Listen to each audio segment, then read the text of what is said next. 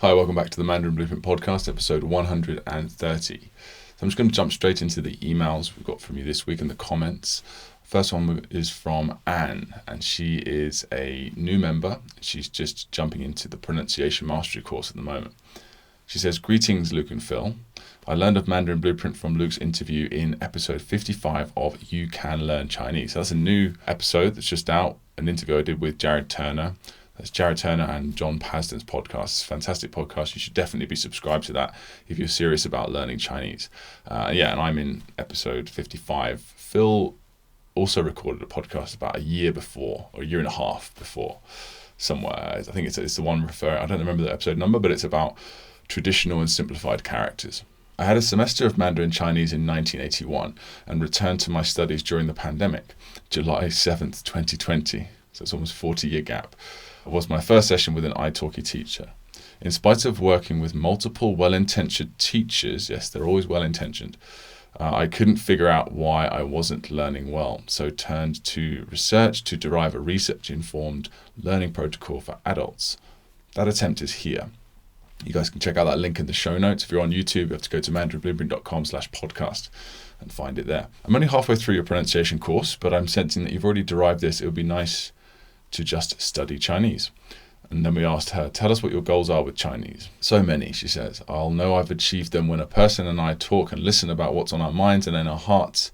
And we both can truly say, 我明白, I understand. So it's about connecting with the native speakers of that language. I guess that's one of the key reasons of learning a language, right? It doesn't always start that way, but it usually finishes up that way. We also inquired about any problems that she might be having to just let us know. We always do that with new members or just people, not necessarily people that have paid for a course, but people that have signed up to our newsletter or downloaded some sort of ebook. We're always open to any emails at contact@mandarinblueprint.com. She says, this is my opinion after 8 months of study and work with probably 15 or so online teachers. Wow, it's definitely hard working there. Traditional teaching methods may never have worked too well, but during a pandemic and in the absence of immersion, they almost have a negative impact. I minored in Chinese history. I love Oracle Bone script. When I hear, get out there and practice your Chinese, I want to ask the person on what globe they're living. Yeah, get in there on your computer and log in and hire an online tutor. But in terms of absence of immersion, this is something you'll discover later, and once you've actually learned how to read and listen and got through, I would say, at least phase 5, like our foundation course. But immersion is possible anywhere. Immersion is more about habits than it is about being around Chinese people necessarily, if that's what you meant. If you download our ebook, Mastering Mandarin in the Modern World, we've got a whole chapter on that. And also a couple of really good blog posts as well. She says, I've tried so many courses and spent so much time and so many dollars. Problem/question. I'm thinking that I just need to accept that learning Chinese all alone in a house during a pandemic is suboptimal. Well, that depends on your personality. For me, it was great. That's how I learned Chinese mainly, not necessarily just in my house on lockdown, but in a coffee shop, just with a computer. A computer and a smartphone is pretty much all I needed. And also we did just jokingly say, tell us how attractive you think we are as well. Made me laugh, very attractive. I sense your belief that what you are saying matters. And you can't know me individually, but I sense your goodwill to me. Nonetheless, it's quite beautiful. Anything. So that's great, thank you. And since this email, we have sort of had a few more exchanges with Anne, so we do kind of know her now. I'm working with a local native speaker of Chinese and a fellow businesswoman to develop an in-person seminar for 2022 for executives who are considering learning Chinese and or initiating learning Chinese at the organizational level.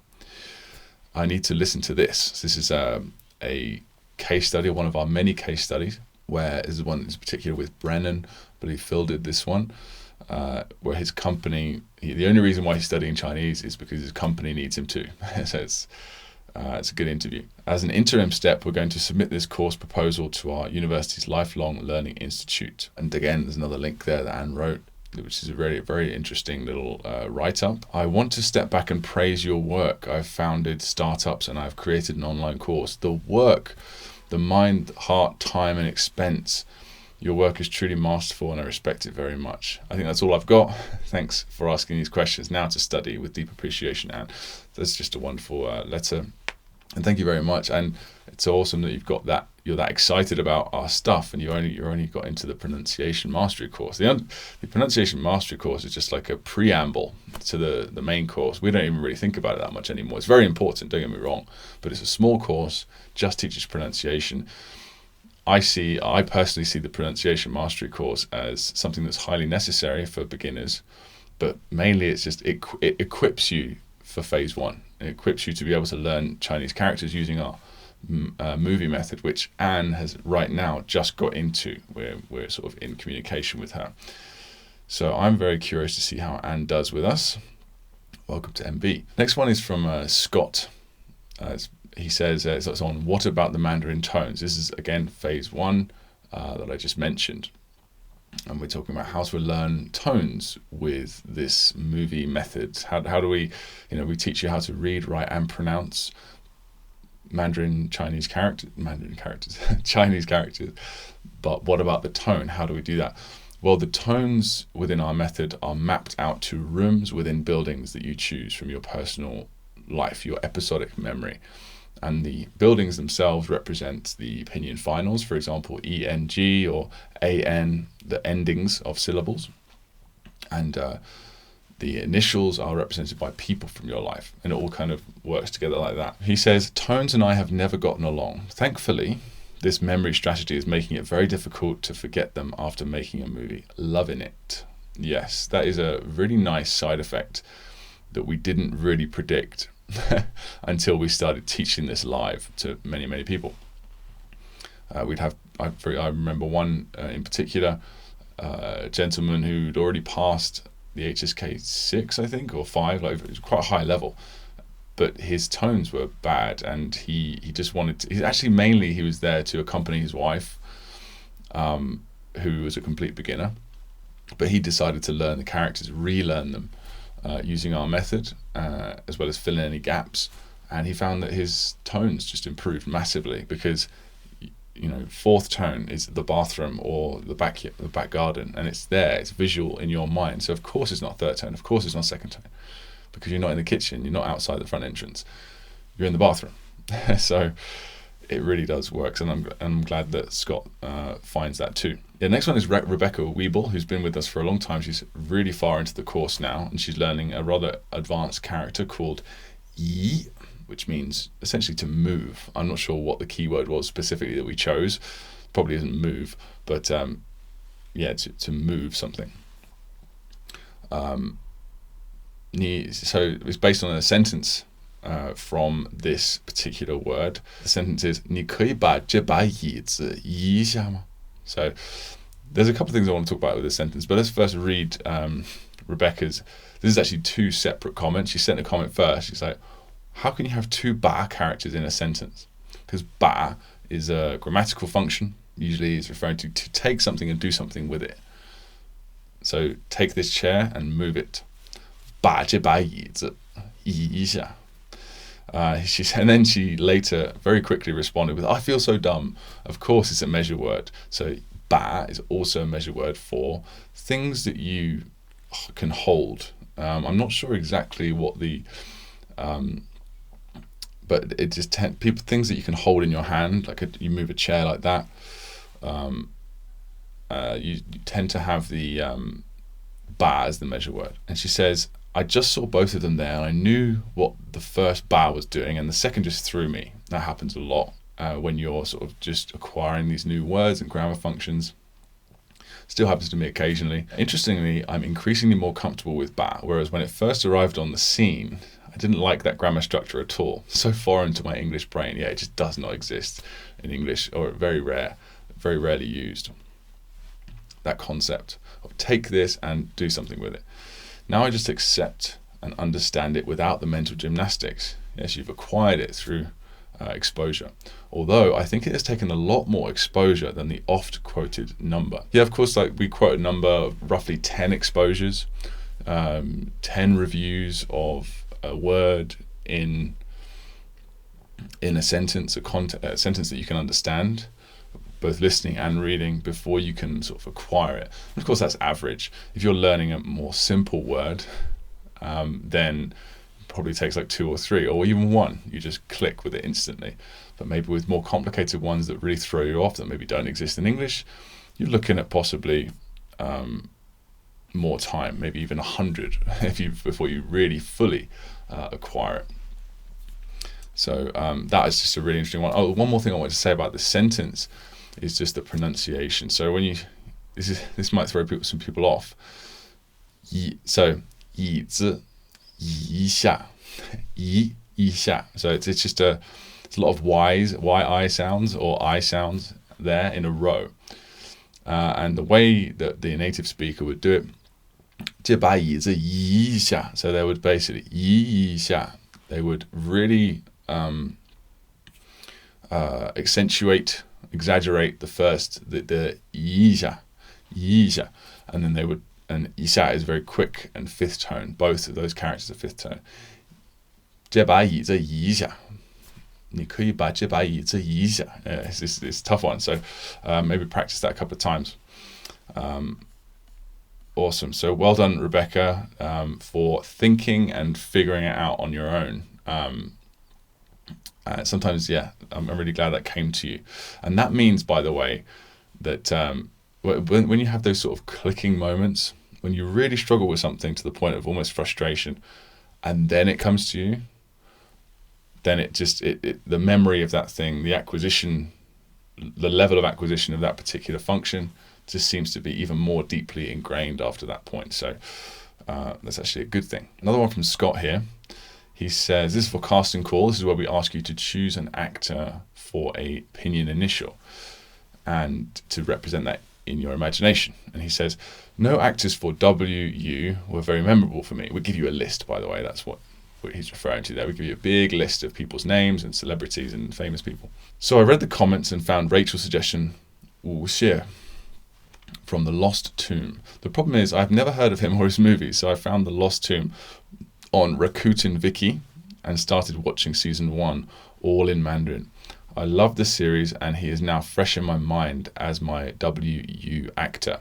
That's a really cool idea, Scott. Yeah, I don't have anyone, so I'm going to create a memory of someone and then use it and learn some Chinese at the same time. Sweet.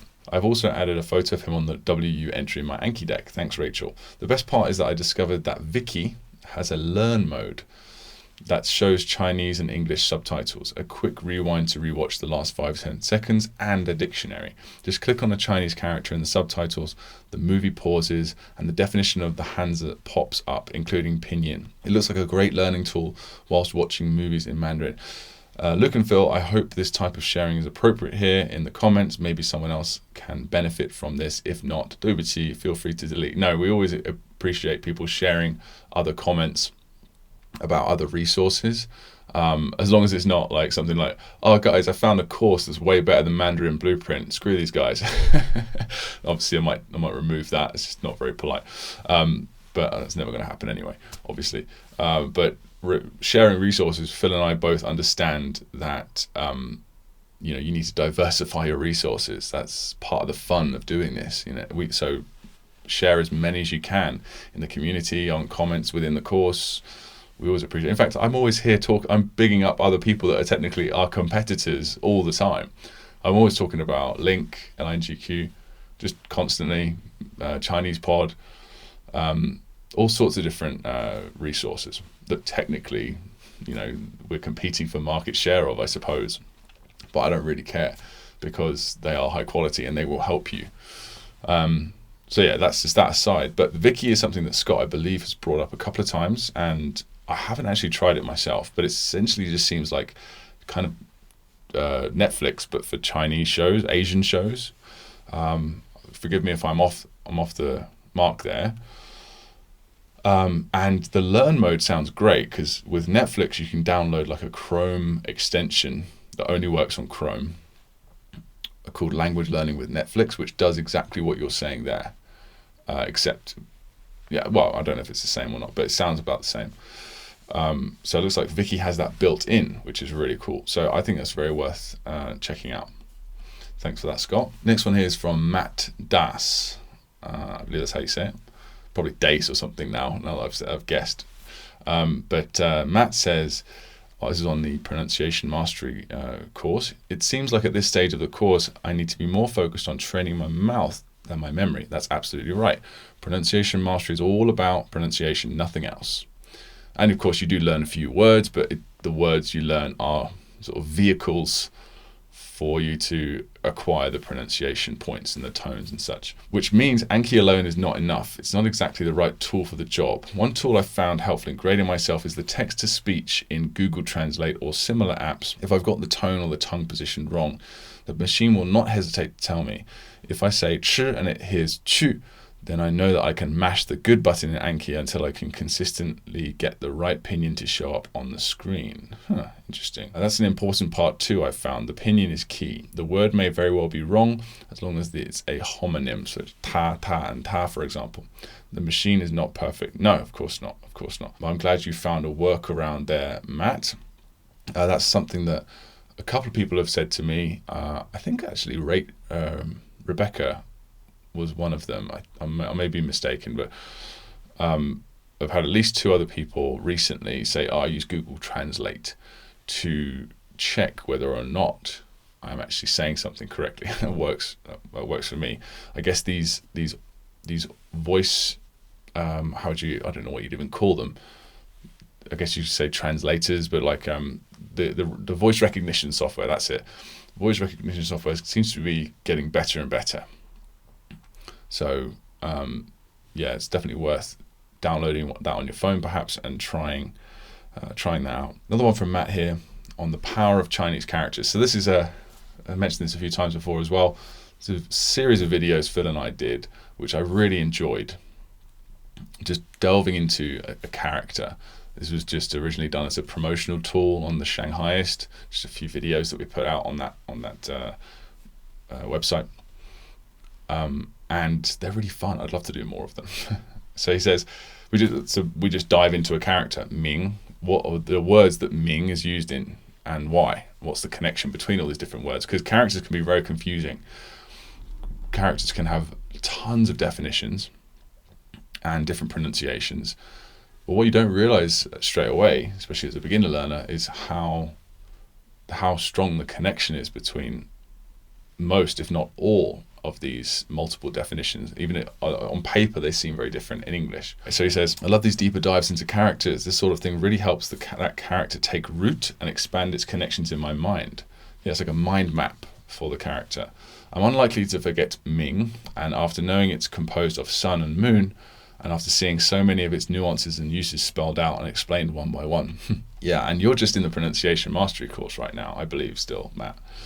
So I'm really excited for you for when you get to the actual phase 1, you start properly learning characters. Next one is from Kairi Shikari on Vocab Unlocked from Ju. And Kairi says, I'm interested to know the origins of this sentence. 据说, so 据说, it is said that 如果小孩子白天玩火, so if children 白天玩火, so play with fire during the day, 白天 is during the day, 晚上 in the evening 就会小便在自己床上, they will pee their bed. 小便 is to pee. What's the origin of that sentence? Well, I double checked with my wife. My instincts were correct on this one. It's just something that parents tell their children so they don't play with fire. And obviously it's not really something that you'd have to worry about in the cities, because children just have a fixed life in the cities where they wake up, they go to school for 13 hours a day, and then on the weekends they do homework all day, and then occasionally activities that are extracurricular that are also for school. That's pretty much all children do. A lot of kids get the chance to play and mess around and stuff, especially where I am in Dali. It's a bit more relaxed, it's a bit more free thinking, open-minded and things like that. But generally, in the city, the kids have quite a regimented life. But in the countryside, in the more rural areas, it's a bit more relaxed. The children get to just play around and go and start fires in the street, not in a vandalism way, just in a going to entertain myself in whatever way I can sort of way. Just do my thing. I'm a kid and I'll run, and like a lot of us got to do before the days of the internet when we were kids. We would just run around for 8 hours on a Saturday on our bikes, in all sorts of, just exploring our town or our village. And then, my wife and her two sisters, for example, they would just play outdoors all day, every day, during, outside of school. And when dinner was ready, they would just hear this shout, 吃饭了, just across the village. And then that's my mum's voice, and they would run home. Anyway, just a little cultural tidbit there, I suppose. But yeah, kids would get up to all sorts of stuff. So parents would say, and in fact, my wife's parents used to say to her, if you play with fire during the day, you will pee yourself at night. And, it's just something to get them to not do that. Next is from Hannah Sloat on tougher initials. This is from Pronunciation Mastery as well. She says, did you know females when speaking English tend to say their consonants softer? Closer to Chinese, actually. So I did not know that. That sounds right to me. What Hannah's referring to is tougher initials. So in tougher initials, we divide the initials in Chinese into easy, so the ones that exist in English. So for example, the L sound is the same as the English sound. And then tougher initials are like medium, where they're kind of basically the same, but there's some differences. And then problem initials are the hardest ones because they don't exist in English, like zhi, zhi, shi, zhi, and ti, ti, xi, and that sort of stuff. So the tougher initials, I think, are G, B, D, G, and K, and maybe H as well. So specifically, the Chinese way of saying G, I believe this is right, G, K. But yeah, so there's B and D and K, I think. Yeah, so essentially it's stronger. No, hang on. No, I'm trying to rethink, because this is, I filmed this like 2 years ago. So I'll just use the B for example. So in English, B and D, we say like bad. There's voiced, stronger. Essentially, it sounds voiced from the very beginning. D is dad, my dad. Whereas in Chinese, the B is more like a pop. It's more like a ba ba ba ba ba ba. It's more like a poppy light sound, and the D as well, like da da da da. It's not like da. It's da. So they're voiced, whereas in English, they're unvoiced, whereas in English it's more voiced. And Hannah's saying the way women tend to speak English is more similar to the Chinese way of saying like B and D, for example. So that's interesting. Thank you for that, Hannah. The next one here is from Brendon Gittins from Level 2 Complete. This is from Phase 1, where you learn characters. So he says, I'd like to second the positive comments above. This method is awesome, and it's really exciting to see the initial results. Thanks so much for sharing your method with the world. Well, thank you for saying that and doing it. And yeah, Brendon's clearly getting to the point where you're getting past the what the heck is this about phase, which is like the first 5 or 10 characters where you're like, okay, I'll choose an actor. I'll choose my auntie in my kitchen with a stick. What? All right, fine, I'll do it, because these guys have got, like, I've seen that blue dragon around now, and they seem to know what they're talking about. They look very confident in the videos anyway. And there's comments that could be fake, I suppose, but I go, oh, all right, well, I'll trust the comments. I'll keep going. I guess a lot of people have that during the beginning because it's just so out there. And then you recall your first character. Not just recall it, you remember what it means, how to write it. You can write a Chinese character and pronounce it accurately, because of the pronunciation course. You're like, okay, I'm in now. This is working. This is really cool, and it works. So Brendon's sort of just getting into that bit. So that's brilliant. Let us know how you feel about the rest of the course, because there's lots more moving parts to be introduced to. The next is from Heather Renfrew on bonus video, 6 types of Chinese character. Know that Qiling and Mai Qiling so it's cream and margarine, are examples of loan words. Yeah, that makes sense. Yeah, of course. Only because the company I work for makes containers that are used in China. I wanted to know what the products were. I looked up the characters with my Hanping Pro camera. That's a really good, I believe that's an app in Android, right? Yeah, Hanping Pro. It's a very good OCR reader, maybe the best one. I remember reading about OCR readers not too long ago. Pleco has one as well. Hanping Pro camera, I think, might be the best one, or one of the best, for just scanning Chinese characters, and it translates, it shows you what the pinyin is and the tone. Are foreigners' Chinese names also considered loan words?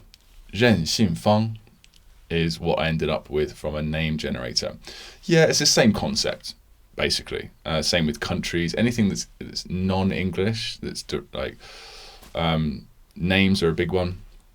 Essentially, they choose a bunch of Chinese characters that sound like the name, and that also are, preferably quite nice characters as well, not insulting or anything like that.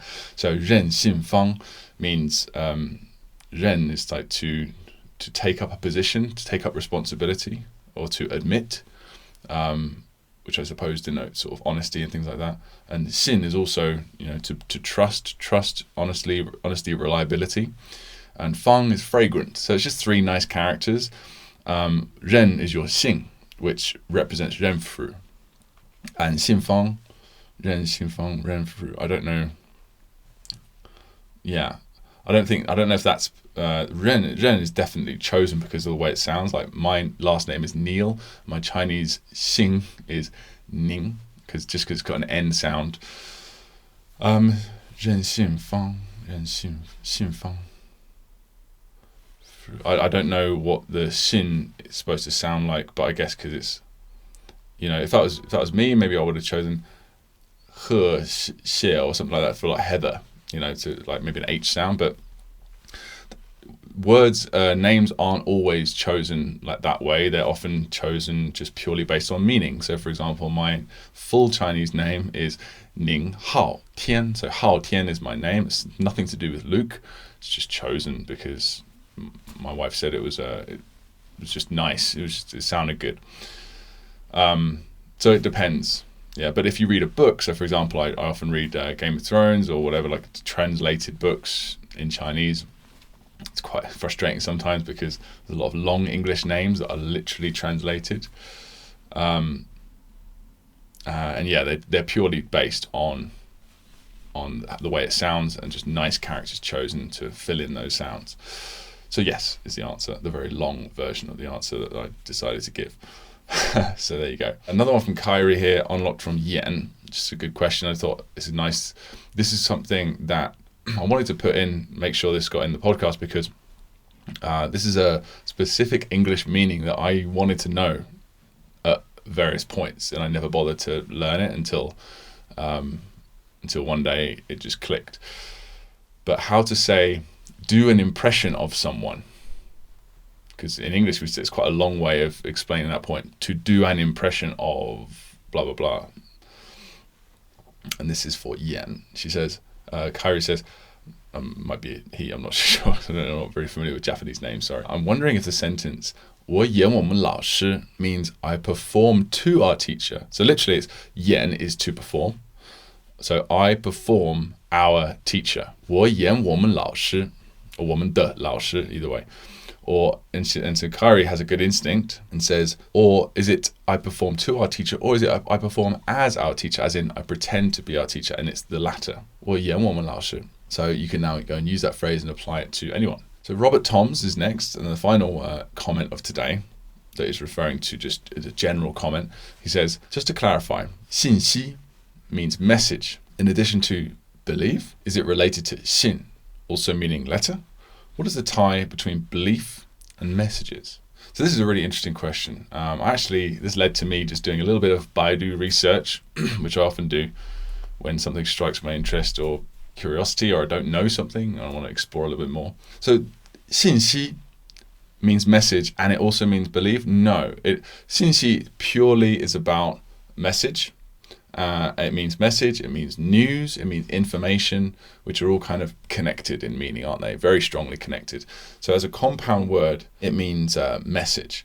And if you break down the compound word, so this is an example of, if you look up a single character like xin, for example, it has multiple different meanings. I've already touched on this today. It has multiple different meanings. So it can mean believe, it can mean trust, reliability. It can also mean letter.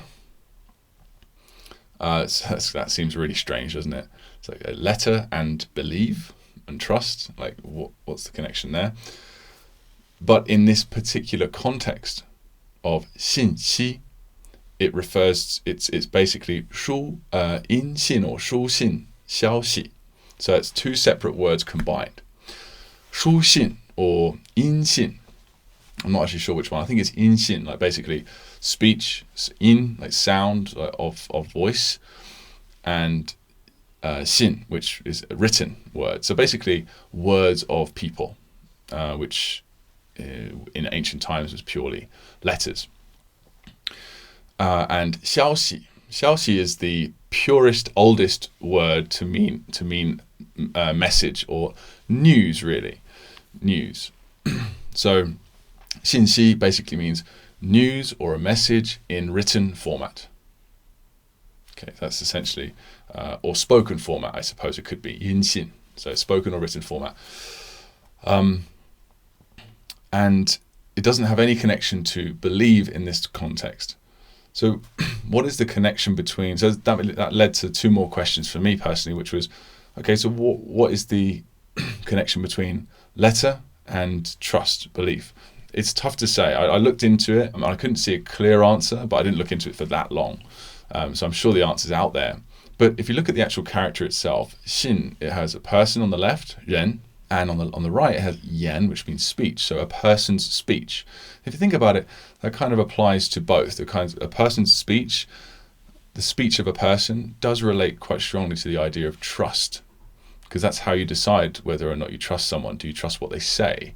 That's quite a big deal. So that's a strong connection there. And also just the words of a person, just written into a letter.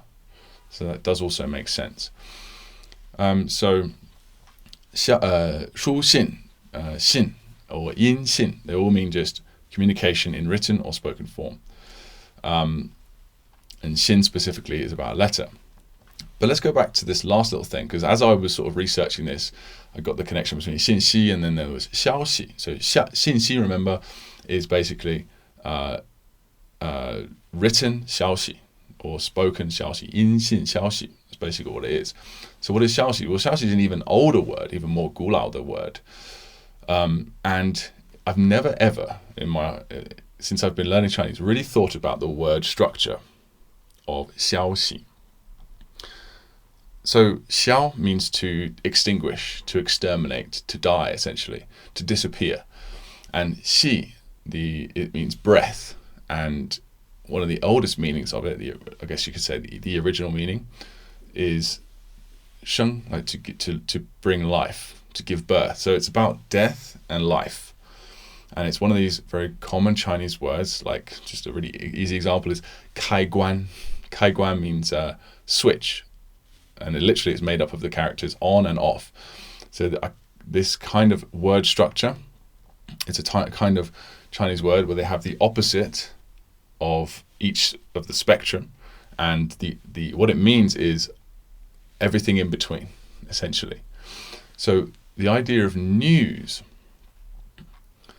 消息 is news, right? A message, some sort of information that's important about world events that's going on that you need to hear.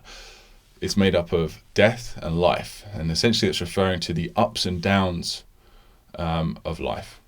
What's going up, what's going down, let's hear about it, and everything in between. I just thought that was an interesting little tidbit for you there. So thanks for that question, Robert. I hope I answered it there. What's the difference between, what is the tie between belief and messages? You can look at the character, and the connection between letter or message and belief or trust is definitely there if you think about it. So the next part of the podcast is a new section called Vocab Living Links. So we're going to jump into some mnemonic examples that you've given us for new words. So this one here is from Robert Toms on Vocab Unlocked for nar. It's a very simple one, and nar is actually a rather simple word. It's just na, like which, with r on the end, and it means, it's basically another way of saying nali, where. You could make all sorts of connections there based on, which sun. You could think about those two character connections and maybe make a more complex mnemonic. But Robert has just decided to say, I've used a picture of Waldo from Where's Waldo? That makes the connection there quite strongly for where. That's a really good connection. And if you can also connect the characters as well, that would make it even stronger. Yeah, that's a really good one. Thanks, Robert. The next one is from Jeff Bryant on Vocab Unlocked for nay. And he says, for specifically the word nay, he's actually quite good at doing this. He takes an English word and relates it closely to the Chinese pinyin pronunciation. So he's chosen innate, something that's innate, innate, inborn, something already inside you. That's a very good connection. And then, of course, you can connect that with something that you think is innate to you, or maybe you could have a picture of a bird creating a nest. It's an innate sort of knowledge passed down from bird to bird. So that's just something that pops into my mind. And then, of course, you've got your chicks in the bird's nest as well, innate. So that kind of works for me. Another one from Jeff here, Vocab Unlocked for yin, specifically yin hang, and Jeff has connected to the English phrase been hanging. We've been hanging around this bank too long. They might think we're planning to rob the place. So of course, yin hang, been hanging. So this sort of thing works really well, even though it sounds a bit silly at first. Anything that creates a strong connection works. Or a useful visual. Gringotts bank scenes in Harry Potter have all the bankers in distinct orderly rows, counting money and doing paperwork. Yes, or both. Have both on your flashcards just in case. If you think of both, go ahead and stick them both in there. Thanks a lot for giving us 2 suggestions there, Jeff. Another one from Jeff is, he's really good at this, actually, creating these connections. He says, so he's got 3 words, 长大, 长相, and 长得. So the first one, 长大, John, you grew up tall. So John, damn, you grew up tall. And again, you could just find a picture of a tall guy, maybe a shorter guy looking at him like, whoa, just to go in there and make that even clearer, stronger. The next one is 长相. And his mnemonic here is notice the junction, 长相, junction's appearance. And you might not be able to get what he's saying there at first, but junction, just what is a junction? Well, for me, it's a car, like a road junction. So you can imagine, just search for a junction with a car accident, with like a couple of cars sort of, with bits everywhere and stuff of the cars. Notice the junction's appearance. Next, 长得, that looks junked. 长得. Yeah, not bad. I think my favorite one there is John. Actually, no, they're all good. The first 2, the last one is a bit harder to work with, but I think that you could definitely figure that one out. 长得, that looks junked. So you could say junked, I guess, like a ship that is now classified as it's not seaworthy anymore. Big hole in it or something. That would work quite well. So well done, Jeff. I really like these a lot. So please send in some more. The next one is from Ija on Vocab Unlocked for Sao, specifically Dahse. And she just says, kind of a joke, why do Arabs have clean houses? Because Arabs Saudi. Just like before you send emails, I'd just like to point out that Ija is actually a Malaysian person of Arab descent. So she's allowed to say stuff like that. Next is Hank Elliott on Vocab Unlocked from Swan. Xin plus swan equals feel sad. Xin swan. If your heart is sour, of course you are sad. I love this language. Yeah, very straightforward. You can also there's lots of other words created with xin plus something. Xin lei is another one. It's just saying lei, but lei to my core. I'm tired. Lei means tired. Xin lei is just like exasperated, exhausted. One more here from Hank. He says, it's from the word 百分之, which means percentage, percent. So literally, if you break it down, it's 100, 百, 分, slice or piece or portion, or divide, also means divide. 之, so of. So again, amazing simplicity and logic of this language. Percentage is portion of 100. This language keeps showing us why the East is so naturally good at math. Yeah, maybe. 百分之. Yeah, that makes sense. I was going to say by like 100 divide of, 100 like divisions of, but I think your way works better. So I really like that. Thanks a lot, Hank. Next is movies. So we're going to break down some great movies that you guys have sent in over the last week. Just comments. Movies, essentially, if you want to look it up, there's a link in our description on the podcast notes there. Essentially, this is how we teach you Chinese characters. So let's just jump into the first one here. Stephanie, on Make a Movie for which means hungry. She says, Jackie Chan and Scrooge are waiting to eat lunch on the back patio. So Scrooge, I remember this one. So I believe that, so is made up of food on the left. That's essentially the food radical. And on the right, it's I. So for I, we say choose someone that's very selfish. All they think about is themselves. I, 我. And Scrooge is a good example of that, right? And Jackie Chan is the representative of the particular initial involved here. He says, they are so hungry, Jackie Chan and Scrooge. Finally, the waiter arrives with a bowl of soup. That's representative of the left prop.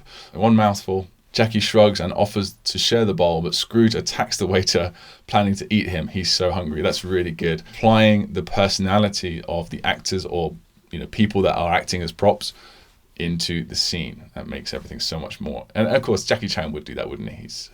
Seems like a nice guy, whereas Scrooge is not. So bring that into the scene. Really good, Stephanie. Next one here is Hank Elliott on Make a Movie for Mai, which means veins. Well, it means a bunch of different things depending on the but it's got that, it brings that kind of thing to it.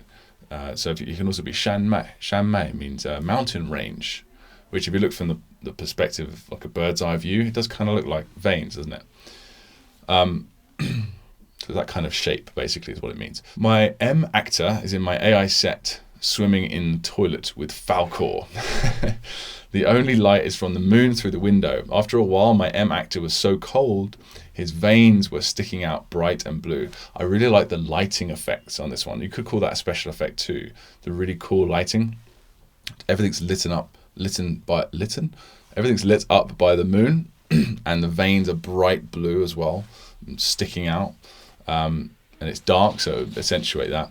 And if Falcor cannot continue to swim through my arteries and veins, it will be my moon set and the end of my eternalness. Wow. Okay, that's pretty darn good. I like that one. Well done, Hank. Rick Santos on Make a Movie for Huang. He says, Humpty Dumpty escapes to freedom from the A and G set's kitchen, second tone. He picks a pair of plant shears, that's the top component, and cuts the tall grass leading up to a yellow brick road. Still holding the shears. Thanks for putting the components in brackets, by the way, it's really helpful. In his hands, he gleefully walks down with his disproportionately thin legs, the bottom two leg-looking things, firmly decided where his future lies, but beyond the yellow brick road, singing exuberantly, Hua Hua Huang, beyond the yellow brick road. Fantastic. You've also included the pronunciation in there just for good measure. I really like that story. Well done, Rick. The next one is from Nick Sims on Make a Movie for Biao, which I guess means expressing your opinion. Could mean a couple of different things. The one he's chosen here, let's have a look at his movie here. So, and he's also labeled it 电影 as well. Okay, awesome. Bethany is in the gym at Lifetime Fitness. That's Nick's choice for AO. Holding a loaf of bread. That's the top component. Practicing ballet. And put a little nice ballet icon there. Thank you for those emoticons. I like those. No one ever does that, actually. That's a really good idea. While wearing her tutu, that's the clothing component, she is gliding on the surface of the gym floor, but everyone is giving her a weird look. Oh, so y'all don't like me eating bread while dancing? I feel your eyes expressing your opinion. Very nice. And maybe, well, that's also her expressing her opinion, isn't it? So that you could also make that a clear point in the movie, with also her facial expressions, because 表 is also using 表情, which means expression. So might be a good idea to do that too. Just maybe even do a close-up of that. It's a really good job there, Nick. Thank you. And that's all we've got for today, guys. Thank you for all of your comments and emails. Please keep them coming as usual. If you've listened this far and you haven't signed up for at least a free trial of the Mandarin Blueprint Method, then it might be a good idea to do that now. Just sign up at mandarinblueprint.com for a 14-day free trial, free access to phase 1 and pronunciation mastery in its entirety. I think it's about 395 lessons on last count. So go ahead and check that out, and I will speak to you guys very soon. Bye-bye.